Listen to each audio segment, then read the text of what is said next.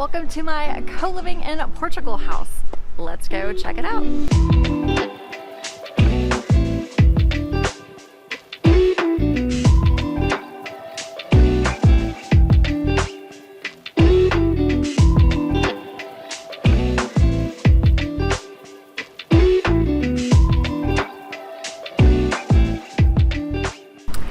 One of Outsite's newest locations is here in Ponta Madeira, which is where the Digital Nomad village is located.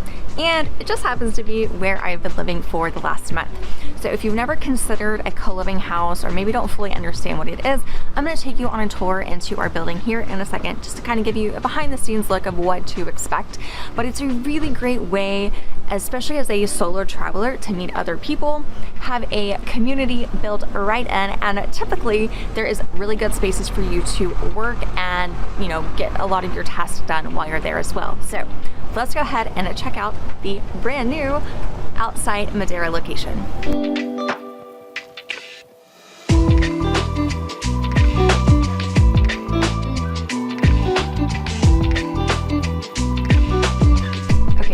I'm going to take you through the common room, which is also where the co-working space is, and the kitchen area, but there are some people in there working, so we're going to be a little quiet as we go through.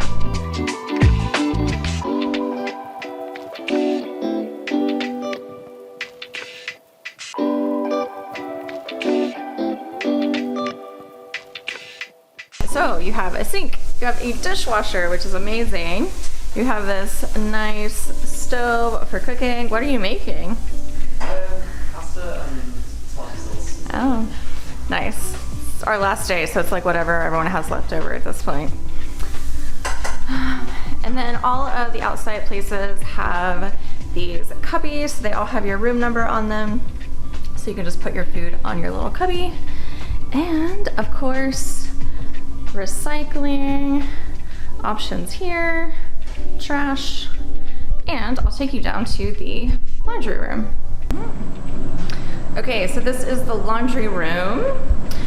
It does actually have a washer and a dryer, which is really nice and not very typical for Europe, to be honest. Okay, so I'm going to give you a little tour of my room here at Outsite Madeira, so that if you stay here, you know what to expect. So first of all, right here we have my closet. It actually has a lot of space, so you still shouldn't ever pack as a nomad, but in case you do, here you go. So you get a few hangers, you get a safe, a shelf, and then all of these actual drawers.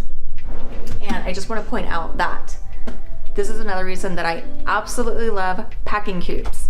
Seriously, if you don't pack with packing cubes, you should start if they're the best. But also because when I do go places, I only have shelves, maybe I have drawers, maybe I don't have a way to hang things up, I actually use them to display all of my clothes. So that is the closet. I know that's one of the questions nomads have everywhere you go, is like, how much closet space do I have? Here is the bathroom. So pretty standard bathroom. You do have a shelf here in the shower.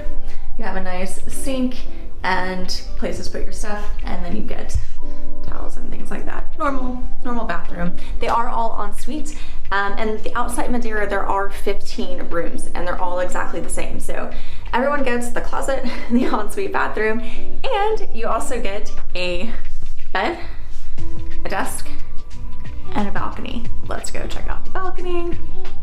This is probably definitely the best part and our favorite part of this room altogether. Get to come out here, hang out on the balcony, and the sea is just right across the street. It's a great view. It's a great way to wake up every morning. You can see our rooms are nice and bright and airy. Very nice. I'm going to be a little sad to leave this particular accommodation. So some other nice touches that Outsite made was they gave us these two cubbies on the wall. So it's sort of decoration. It's also functional. It's holding a lot of my tech gear in these little spaces. So that is nice. They also give you a laundry basket. So there is a laundry room down in the basement. And then of course, where are you gonna plug all your stuff in? Don't worry, because They've got this nice big adapter on the wall, so I can actually plug in 3 different things, including the lamp, and then it has the USB ports on top. So they really have thought of everything for the room. It's nice, it's inviting, and it is pretty comfortable.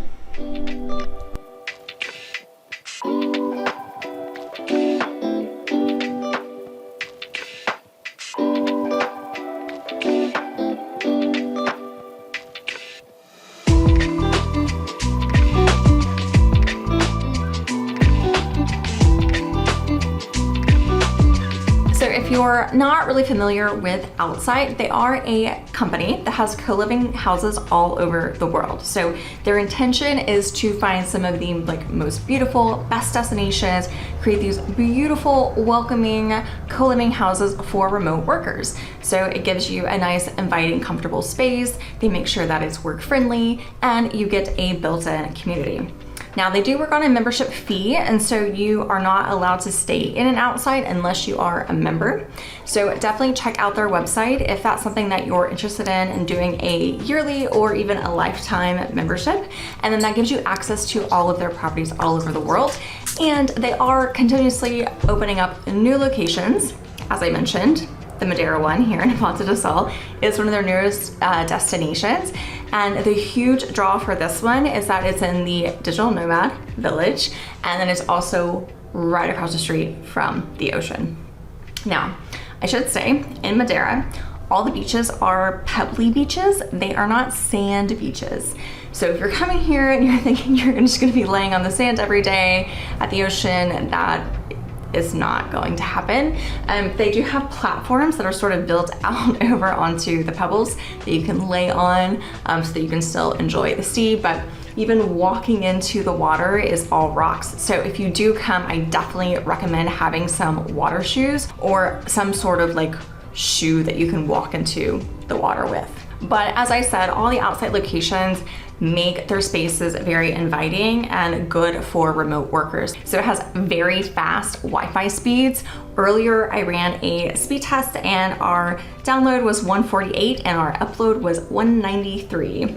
Now I will say, when all 15 people in the house are working or maybe potentially on calls, that speed does go down a little bit, but it starts at such a high amount that we haven't experienced any sort of disruptions while we've been working here for the last month. And Madeira is part of Portugal, so it's an autonomous region of Portugal, but it is still part of the EU. So you can expect it to need a European adapter, and you will be using the Euro currency.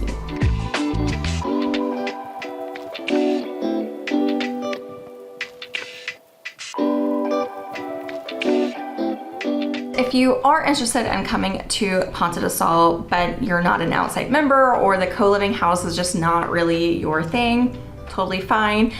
You can look for Airbnbs, you can look for hotels in the area, and then also join the Digital Nomad Village Slack channel, which I will have a link down in the description below for that. But join that Slack channel, and there's actually people in there offering housing, looking for housing, and sometimes even looking for subletters. And so if you want to take a more, person-to-person approach finding housing here, that's one thing you can do. Also, just be aware, Ponta do Sol is literally built on a cliff. Most of the island is built on a cliff. There's lots of hills. And so even looking at housing, if it doesn't look far from the co-working space, still double check on a map if you can see how high in elevation it is. So the Outsite facility is right here. It's on the bottom. It's right at sea level. But everything pretty much behind us is straight uphill. So just keep that in mind before you do look for housing here in Ponta do Sol. The other thing to be aware about in this town and really small village is that there's no bus system, there's no public transit, and I just mentioned everything's on a hill, so I don't think you really want to cycle. Walking is really the main way that we get around, and then taxis and rental cars. So a few people in our group did get cars sort of towards the end of our month here, which is really nice because then we could kind of get around a bit easier. But outside of that, we've been taking taxis everywhere, which can get really expensive. So if you do come to Madeira, and specifically if you come to Ponta do Sol, just be aware of this additional expense that you might incur. Maybe during the week, you just hang out and get your work done and just walk around, and then maybe just rent a car for the weekends. That's definitely a possibility, but it just does create some flexibility issues with getting around here in Ponta do Sol specifically. Now, if you decide to stay in Funchal, which is actually the capital of the island and it's a little bit bigger, they do have a bus system and they are a bit more connected, just more easily, and there's just more things that you can walk to. So just be aware of that when you're making a decision about where you want to live and how to get around. Those are really the only options here on the island. That's really all there is about the Outsite Madeira location. I hope you've enjoyed this. Be sure to download the Digital Nomad City Guide for Madeira down in the description below. And I will see you next week talking about all the things that you can do in Madeira while you're here.